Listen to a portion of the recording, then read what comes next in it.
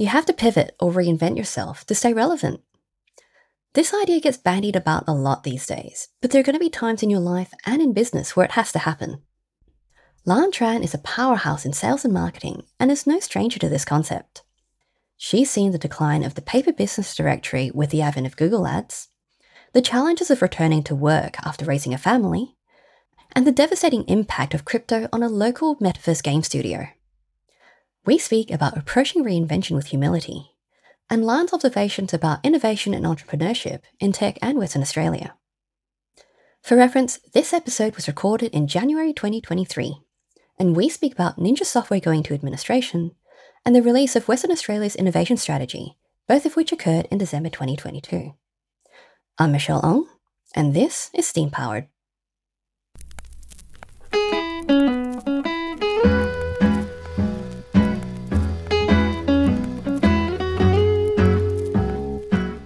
Welcome, Lan. Thank you so much for joining me today on Steam Powered. I'm really looking forward to speaking to you today about your journey from sales and marketing through to being a woman in tech.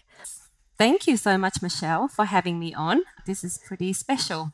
Fantastic. So you've recently been in the metaverse space, and you'll definitely get into that. But you've had a pretty twisty road to come from, sales and marketing and meandering your way through to tech via all these other industries and sectors, which is very cool. So I'd love to know a little bit more about your journey and how it led to where you are now. Yeah, sure. So in terms of how I got to where I am, my journey would actually go as far back as when I studied in university. And I remembered studying communication study because something that I've been quite passionate about is how people interact with each other and how that message is absorbed and the message is not. And so it's an art form, it's a skill, and it's always been my passion.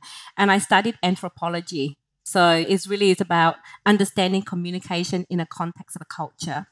So then winding that forward, and then I got my double first class honor, and I was debating on being academic or going out in the workforce. And then I just thought about the practicality of it. Being academic means I will be stuck in this, not necessarily humdrum, but there is a bit of a cycle you go through to get to the next stage and the next stage. And there were a bit of politics that I was sensing. Whereas I'm thinking in the workforce, you'll be paid based on your skill set. And however much you put in there, you can literally tick it off and then you get recognized for it. So it's not as hierarchical the way that I perceived it. And so I got out into the workforce, and that was an interesting one because with a communication study degree, it's like you could do anything or nothing at all. It's not like accounting where you become an accountant, and engineer, you become an engineer. And so interesting enough, I fell accidentally into sales. So that accidental is because I didn't actually imagine that I would be a salesperson, but it's just something that I do really well at because it involves a lot of communications and also an understanding of how different levers work to make it happen. So I worked for, I don't know if you would remember, but Yellow Pages when it used to be 2 very thick books. Okay, yes. So this is pre-Google days where Yellow Pages were literally the Bible for businesses. If you run a business and you didn't have Yellow Pages advertising, you can consider that business gone the following year. It's literally that. And so I worked Yellow Pages. So I've been with them for 15 years, by the way. Oh. And yeah, it's a long time. And what I loved about Yellow Pages is that Yellow Pages back then were known to run the best sales workforce in Australia because the training is rigorous. And also to be in Yellow Pages, you have to be exceptionally talented at communication because you need to be able to reach out to a client and close the sale, do really well, not just closing the sale, but build rapport, trust, so that next year the client will actually increase the spending with you based on your recommendation. And so that has been a fantastic journey for me. And when you do well in Yellow Pages, you get rewarded accordingly. So, I gone on so many incentive trips, company car paid for, and all the little perks along the way. To give you a context of my biggest learning from Yellow Pages was that for me, it is amazing and I could not even see a world beyond the printed directory. And then, of course, you got online. And I was quite skeptical because it's like, I cannot imagine online taking over this printed directory that we spend a whole year of our precious life creating. But then I actually see the evolution of how online took over. And you can tell because every year when I go to see my client and said, Lan, by the way, are those Google ads? Well, look at the return on investment I've got compared to the yellow pages. And so that when I started listening to the message. Now, by the time I listened to the message, yellow pages was already behind the 8 ball. So the biggest lesson I learned back then was that when there's new technology in play, have a closer look at it and see where you would be. Don't just sit on your comfortable throne just because you are earning a lot of money and doing well. Doesn't mean that world is going to stay the same. And that was a very hard lesson for me to learn because I believe truly and utterly in the printed yellow pages.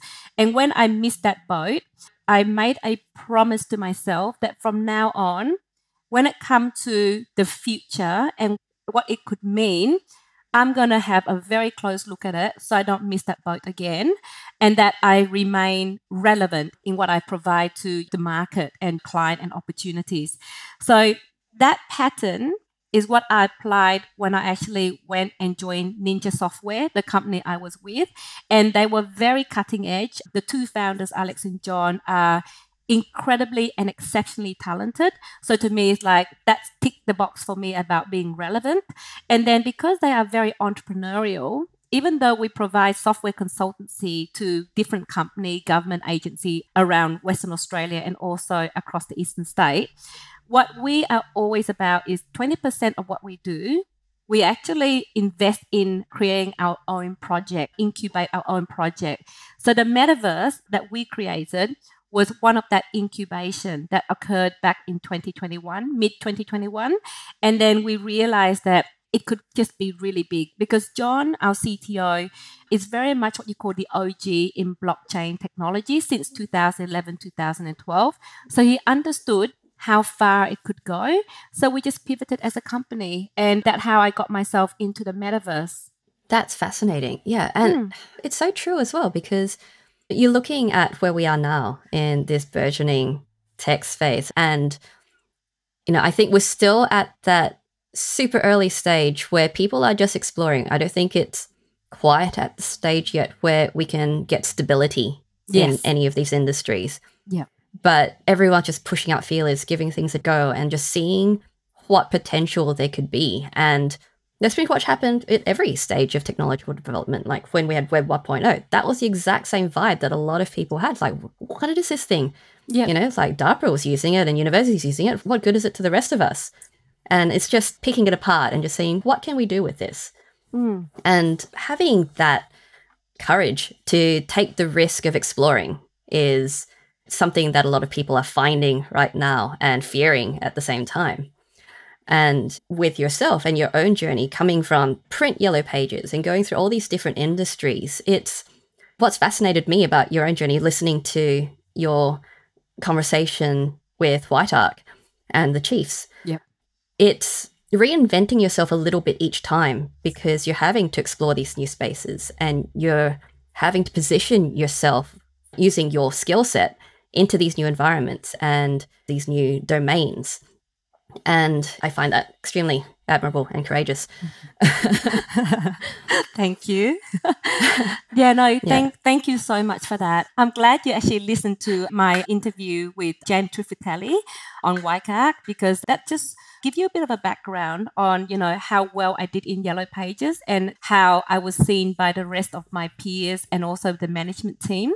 And definitely at the time when Yellow Pages was doing exceptionally well, we were just swimming in our success and you can't really see that world around the corner of what it means. And what people are going through now with the idea of Web3 is a level of healthy skepticism, I would say, because, what you don't know, you can actually be skeptical and that's fine. But the thing is that those who actually are figuring it out, try to understand it, and it's a risk to them because they literally have to move from that comfort area they are creating for themselves. And it could go either way, as it has been with Ninja. And, for us, we took that risk. We went all in and it could have gone either way. Yes, our company went down with this whole crypto winter period and the Black Swan event. But at the same time, it's a great rebalancing. It's like a pendulum swing that swing too extreme. There was too much hype around what Web3 could be and how much money to be made. And it was too extreme. So the pendulum just kind of swung back the other way. But at some point, it's going to be balancing out. And so we still have learning from it. And it's something that we could still work on. And when I say we, it means that even though our company is gone, the people in it, myself, my CEO, my CTO, and my team, we have actually built a learning so that we could actually go to market from the lesson that we absorb for ourselves. Yeah, absolutely. It's a trial by fire situation, but Yes. it's definitely one that you've had that experience and you've seen how it can grow. Yes. But you've also seen how it can take you down. Yes. And like what you said, Michelle, it's a really good observation. I would actually say reinvention is something that I acquired and I have learned and I have mastered. Because ultimately, to move forward, you have to drop quite a bit of your old thinking or my old thinking and reinvent myself and be in a very uncomfortable zone to actually embrace what is possible. But you have to drop off some of those old ideas because your brain is like this room. And if it's filled up, it has to be emptied a little so that you can actually let in the new ideas. Yeah, exactly. And I was thinking that all of your skills, because it's sales and marketing, this is all extremely transferable. And when you have had to transition to a new domain and a new space, you said yourself that after the experience with Yellow Pages, you knew that you had to just take the leap, that you couldn't just hang back and be comfortable. But it's easier said than done for most. So how do you break into these new spaces? How have you approached having to go into this entirely new domain and, having to almost start from scratch in those areas? I'm so glad you asked that question. So I would actually say with absolute humility.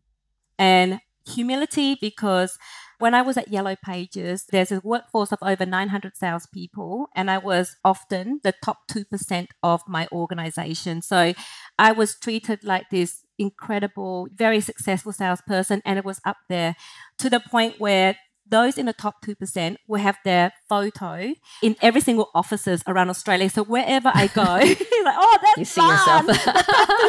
So everyone in Yellow Pages seemed to know of me. Imagine that level of accolade and then reinventing myself and starting all over again in different industry where you're just a salesperson from what used to be a print directory that is no longer defunct. It's completely right. So you just have to accept that and just go, well, that's fine because I can always prove it and I can actually always build myself back up. Now, what is interesting in my career, because when you look at my LinkedIn profile, you think, oh, she took a few years off. What's that about?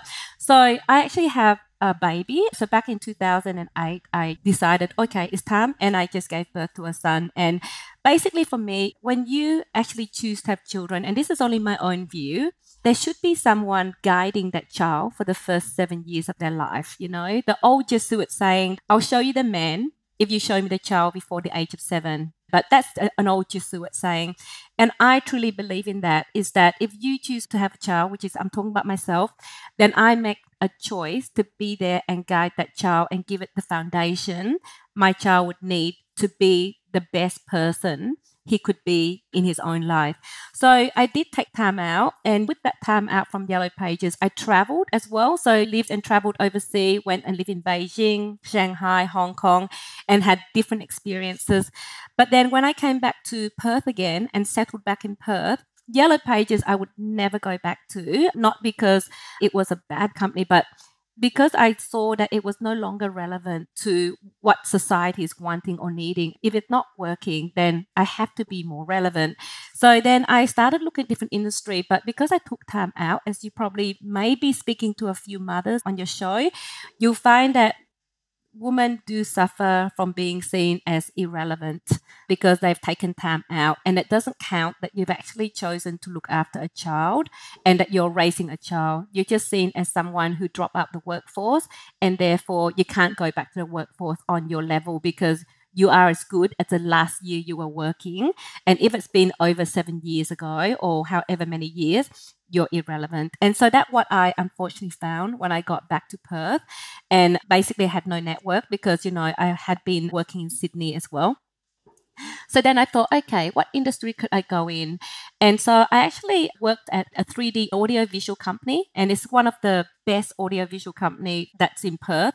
They're a small business, but they truly believe in creating incredible audiovisual solutions for businesses. And I admire that. I admire anyone who put their best foot forward and actually just do the best and give the best they've got to provide a solution. And I absolutely love it. But the thing is, I just knew in the back of my mind that it's still not quite my calling. And so when I actually come across Alex through a networking event and, Ninja Software back in 2019, they were suffering from their own success. They have so much word of mouth businesses that they keep on getting more work. So they bring on more people. But then, of course, you keep on having to get more work in to keep those people employed and paid. It's obviously a massive challenge for them. And so it's almost like, serendipity and synchronicity that we actually come across each other in a networking event. And that was his challenge. And I was actually thinking, it's time for me to leave 3D audio visual. So in my mind, I thought I need to actually just take that leap and start looking at what I can do next that is more relevant. And then, of course, within a week of me resigning from 3D audio visual, Alex just reached out because he's met me before. He's seen the way I operated. And he said, look, really want to bring you on board. Can't really afford you, but tell us your rate. And then we can work with it. So, but that's the kind of, I think what it is, Michelle, is that you make your own luck and that if you are providing a service and you are relevant, organizations that didn't know they need you, once they actually see a bit of you, they go, that's what we're missing. We don't know we were missing that, but we see that now and it's clear day. That's what we're missing. And we don't know if we can afford her, but we'll just put it out there. And that's the courage that Alex, as a CEO of Ninja Software, has, is that he recognized there is a gap. And he recognized there's someone, but he just hasn't seen it. And so when he saw me in that environment, it's exactly that. So that's how we kind of like got together, is from a place of mutual respect, because I saw what Ninja had created and also John, the CTO. It's just that chemistry, the way people fall in love. It doesn't have to happen with couple, but the way people fall in love you with. Just build that rapport and that connection. Yes. And so that's really how I got into Ninja. And from there, it's just this perfect harmony of how we work with each other, knowing each other's strength and respecting that as well. That's amazing. So we'll rewind a bit. Because once you actually joined Ninja, you said that Syndicate was one of the things that they were incubating as an idea, whereas they were trying stuff out. So what attracted you to that vision of that specific incubated project? Because metaverse is just nebulous and a little bit different to the SaaS kind of business model that they have. That's another very perceptive question. So when I joined Ninja, that was back in 2019, and I could actually see the way that Alex and John think is that they're always looking at what's happening out in society, and they always look at how they can create our own project. Just like the Atlassian model, you create your own product and you can scale up massively because they're very entrepreneurial. So it wasn't just the Ninja Syndicate that they were, at the time when I joined, it wasn't even in the picture. They were incubating a project that was going to compete with Uber, which is to be a fairer model for drivers to make a living globally. When there was COVID, they were actually working on a solution called FluBar, which is this device that could actually read temperature, thermal sensing, and also you can use it for security of the building. So they were creating different solutions based on what they could see around the corner as a need. So that excites me because it literally speaks to what I've learned in my time at Yellow Pages is don't be comfortable with where you are and the business you've got. Always have an eye and an ear out in the marketplace. And that's what they had. Now, when Ninja Syndicate, so Supremacy, that metaverse game that we created, when they came up with that idea, it is from a vision back in April 2021 where Alex and John was absolutely frustrated with the hype around NFT. People were paying millions and millions of dollars for 8-picture, rock picture, pussycat, the whole lot. And I said, this is a scam, right? And they said, we have to actually reverse that mentality and create an NFT that got real utility. So when people buy it, it has value and function, and it can actually move around with utility.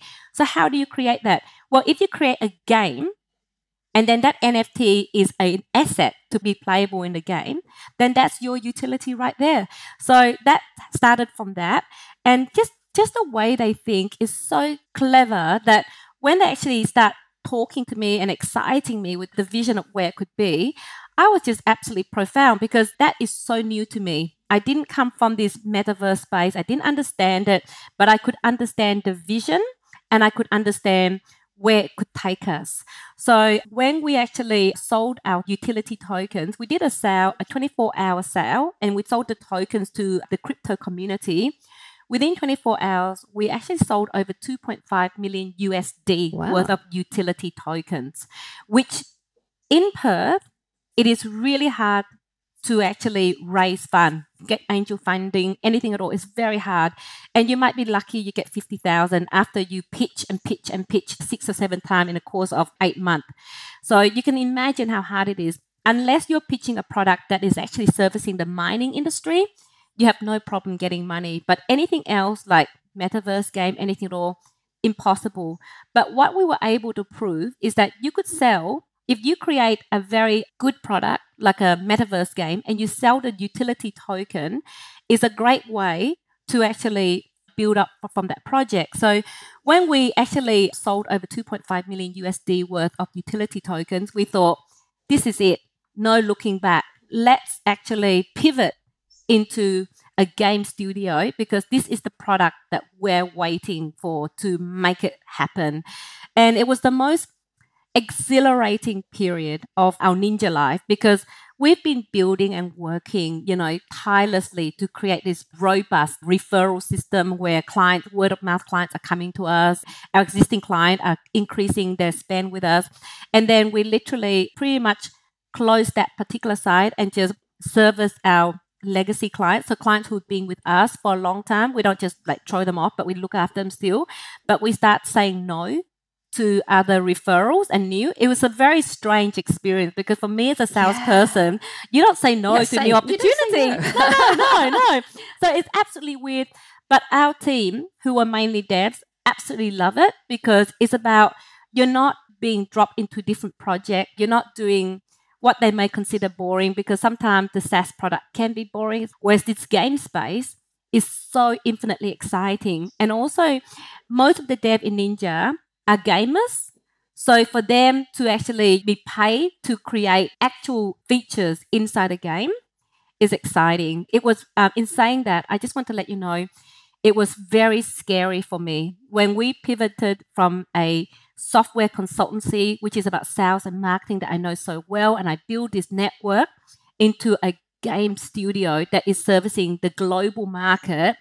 My role also pivoted, and I actually have to reach out to other people in the crypto space to try to bring advisors on board, work with gaming guilds, and work with other people in the crypto space that I, at the time, didn't have a lot of knowledge on, apart from John giving me advice. But I just picked up and learned along the way. Yeah, absolutely. That must have been very intimidating. It was actually. I think it was one of those things that on a level of comfort, I was very, very uncomfortable. But I get the principle of relevance. I get the principle that it's Web3 world. It's the world that we're moving into. It's scary today, but it is nowhere as scary as if 5 years from now, the people had moved into that world and irrelevance is creeping in again for me. So for me, it's about going ahead with it. And also for me, it's also understanding that it is an obligation for me to share that message with school-age students, people that is yet to enter the workforce, because my gut instinct tell me that they kind of get it, but that they just can't quite pinpoint where they could fit into the scheme of things.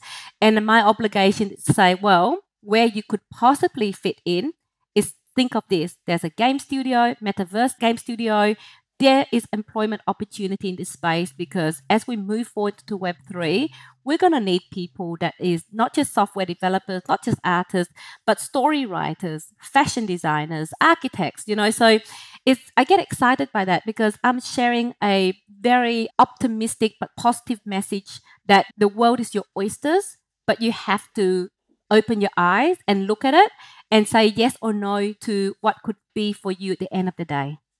And it's something that's so exciting, especially because realistically, we are a very isolated part of the world. And in terms of the business opportunities and the work opportunities that are available here, you do tend to expect that if you're in tech or in big tech or in games, you have to move away. And the idea of Ninja and other businesses trying to cultivate this space here and giving other people opportunities here without having to move across the world, it's enticing, it's exciting, and it gives people so many more ideas for what they can do with their skill set. Oh, you've just nailed it. You just nailed it, because one of the problems that Perth, Western Australia always face, and it's going to be ongoing until the metaverse become a reality, I believe, is the brain drain. It's like if you don't have those opportunity for all the brains and all the amazing skills that are out there, they will have to move. And what we've actually created was that here, you don't have to move and you can actually work in this space, because we're going to close that gap to the metaverse space. So in terms of saying brain drain, now that our company is disbanded, some of us will need to actually consider moving to the eastern state or moving overseas, because the opportunity is not here for the skill set that we have. So it's unfortunate. It is really unfortunate. And the timing as well, so terrible, because just before Christmas as well, Western Australia released that innovation strategy plan for the next 10 years. And it's meant to incorporate technology and development and entrepreneurism. It's like, so close. It's so close. It's so far. Yes, I think you're right. The timing is a bit of a twist of irony, but I guess it's the curveball, right? At some point you just go, well, that's a curveball, and wow, that just hit me right straight in the guts. Yeah. So given your experience in tech in general, as well as locally, what sort of observations have you made about innovation entrepreneurship in this area that you could share? So what I observe sitting from Ninja, I have the benefit of working with cutting edge technology and with a team that is on a world stage is incredibly smart and capable. And that's not just my view, because we have actually spent a significant part of last year traveling around the world, and just the kind of feedback people have about our game, how well we've launched it, how impeccable it is, and the standard of it. The feedback is actually from our technology peers across the world. So what I have observed about the innovation in Western Australia is that there are pockets of true innovation and there are unsung heroes. And when I say unsung heroes, there are quite a few people who haven't heard of Ninja until that story in the West Australian about us crashing like a comet that crashed to the earth. And they were just blown away. Like, oh my God, you've created this and this and this, and we haven't heard of you.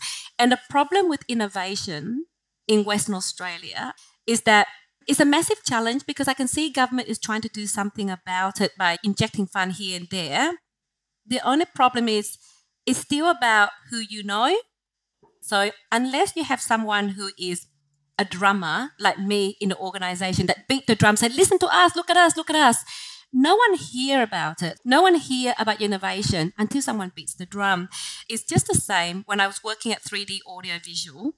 A lot of people didn't realize that 3D Audiovisual was the only Australian business in the world in 2018 that won a massive award for the 3D audiovisual solution they created in UWA. The only Australian business to have won that global award. I just get blown away, like people didn't realize that we have that level of innovator, that passion. So I think it's really important. There is someone, that can beat the drum. And I actually think, Michelle, that what you're doing is actually helping unearth that, because who's going to hear it unless someone like you promote it? Yeah, and thank you for saying that. But it is one of the reasons why I started this, because the people I knew who are working in all these fields are doing amazing things. And nobody knows about them or what they do, and knows that these things exist and that we are working in these areas of technology and science. And I went, that's a real shame because only their colleagues are aware of it. And it's the kind of thing where these are the kinds of developments that we're having that are eventually going to impact society on a greater scale. Yes. And people just aren't hearing about it. And if they don't hear about it, how can you make it happen and make it happen faster? And yeah, that was just one of the things that made me think, well, yeah, something needs to happen about this.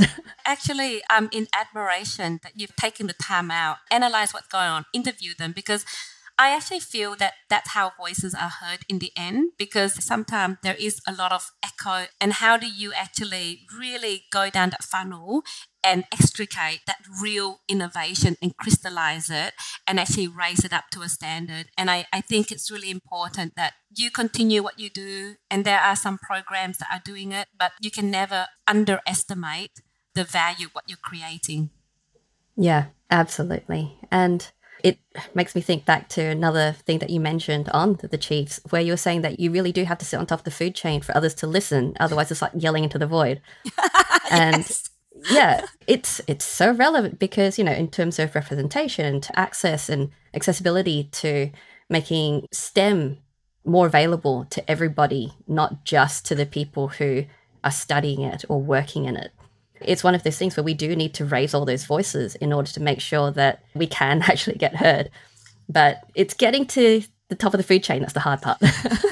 I'm glad you pick up on that message that I put out there, because people might see me as positive and idealistic, but at the same time, it is actually rooted in reality. You know, you can sing a song, you can actually do so many things, but they don't take you seriously until you actually get on top of the food chain. And then suddenly you just say one sentence and someone actually act on it. And I think that's really important. So can't emphasize that enough. And I'm just wondering, because a few of the other guests, especially the ones who've come from overseas to find work in Australia, they mention often tall poppy syndrome. I had no idea that was a thing until I moved here. And why does it exist? And you know, I have to wonder if, because some of these things that are happening, we don't hear about them. Is it because you're afraid of tall poppy? Is it something that is concerning them that stops people from wanting to kind of say, oh, look, I'm here, I'm doing this thing, it's really amazing, because they, you know, tall poppy. It's actually an interesting imagery of the tall poppy syndrome. There's one thing that I strongly believe in is that you make your own opportunities and that you will be swiped sideways potentially for creating such sensation because you're just out there and you keep on creating.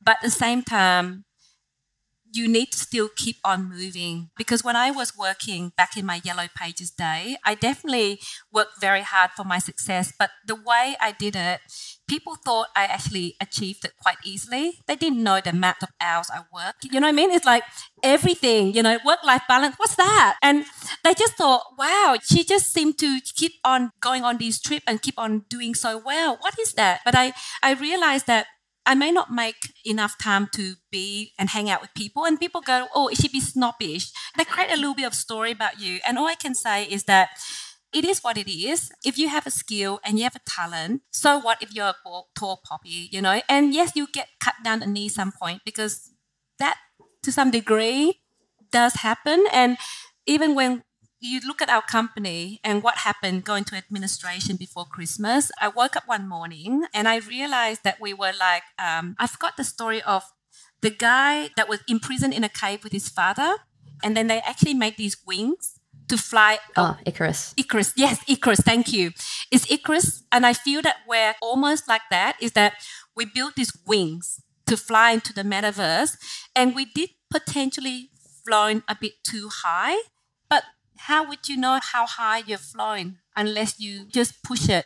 So we did push it, you know, and it's like, okay, lesson learned, and that's it. So tall poppy, the same thing. Just grow as high as you can. Someone might try to chop you in the knee, and sometimes you might just get past all that.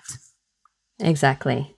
So in my head, like going to administration, it's such an absolute shame because you've built up this intellectual property, you've built up this framework and infrastructure. Is it something that you can rebuild? I believe the capability of the person is always within them, and that whatever you create, whatever you put out there, you can rebuild. However, it's whether you have the ability to actually get back up again and give it another go. So for us, definitely we're all capable. As a team, we were incredible. And yes, we can do it, but you do need a bit of time just to get back to the level where we would be able to consider the option, because end of the day, we put everything in there, our heart, our soul, and basically we just got really, really badly wiped. So yes, it's possible, but it's just a matter of time. Time, reflection, regroup. Yes. Make it more sustainable next time. and also timing as well, because Web3 is still shaky and there's still a few cowboys. So, you know, there's good and there's bad. So then next time the pendulum would have been a bit more centered, and yes, that may be in a better place to be. Yeah, just have to wait for things to shake out a little bit more. Yeah, that's right. I would like to also say something that you've mentioned, that is such a shame that what we built, what we created, the infrastructure, the team, and it just, you know, disbanded. That part, yes, is absolutely painful. But I think the greatest shame is actually the industry that could have been, because we have the metaverse industry that no one else has really tried to do from Western Australia. Build all this talent that we've got in and have outreach program to university and schools where we're actually bringing in kids who are passionate about what's in it for me, for the metaverse, what can I do? So we have that whole network of kids and interns that we were bringing into Ninja, and that opportunity, it could have spawned into different little metaverses, because they would have come in, they would have picked up something, and they would have gone out to the workforce elsewhere and run it and share it with other people. So that, to me, was a massive shame, because that could have been a game changer in terms of Western Australia being a powerhouse and a place that is actually saying, we've created the metaverse and look at what Perth is doing. So that part is the part I really want to reiterate.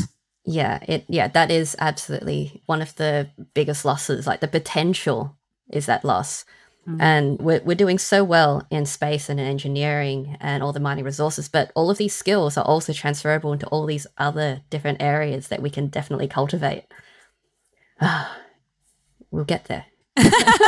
That's right. Yeah, absolutely. Right, so we could probably start to wind up into some of those other questions that I always love to ask of my guests. So, which childhood book holds the strongest memories for you? Oh, yes, that's a good one. Tintin. Tintin, you know, the nice, Tintin comics, Asterix and Obelix. So when you say which, I would have to say both. What I love about Tintin, so now that belies, you know, it's actually talk about the generation I belong to, Tintin, but it talks about this Tintin traveling to different parts of the world, and the stereotypes of what happened in Egypt, what Egypt's about, in China, what China's about. And that, I think, is interesting because it picks up a perception of how different parts of the world is seen from a Westerner, a French perspective. So that is a really good book that I love. The one that I love about Asterix and Obelix is, again, about a very olden time where, you know, these Gauls are living their best life with one common fear they have. It's the sky falling on top of them. And it's funny, right? But I'm thinking, you can laugh at that joke, but you look at some people around you and they do have that one fear that to you is kind of funny, irrational. But to them it's irrational. Thank you. Irrational, because it's like unlikely to happen, but it's a real fear. And I think it's actually a great analogy for the fear we have of our safety net that we're in career-wise. It's like you don't want to leave it because, you know, it's equivalent to a sky falling on top of you, but it's irrational because it hasn't happened to Asterix and Obelix. So how can it happen to us? So those are, my two absolute favorite series. And that really must have spoken to your inner anthropologist. I didn't put a connection, but you're right. It started my journey. Absolutely. And lastly, what advice would you give to someone who wants to, well, because you've done a lot of things, what advice would you give someone who wants to kind of go the direction you have or get into the work that you're in? And what advice should they ignore?